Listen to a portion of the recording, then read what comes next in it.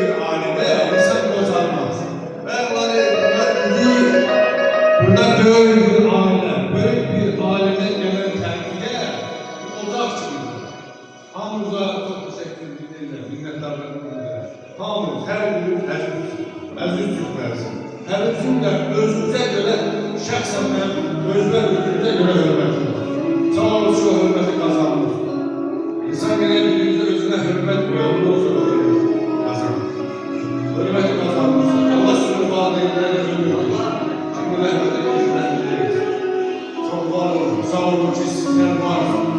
Sizler var ki Seyran'da. Ben varım, biz varım. Halk var, vatan var. Böylesi birlik, büyük bir aile.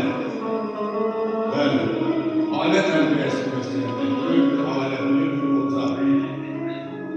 Maşallah Seyran Bey'in böyle bakanlar, valideyn için sevgiler, bütün valideyinlere bu sevgiler kısmet olsun. Yoksa bir 30 ailenin sevinci. Bak böyle aile. Şartlarımıza birbirimizi iştirak ediyoruz. Zeyir işlerimizin iştirak ediyoruz. Allah benden razı etsin. Allah hemşerimizi vaktiler için mehriman eylesin. Çok sağ olun.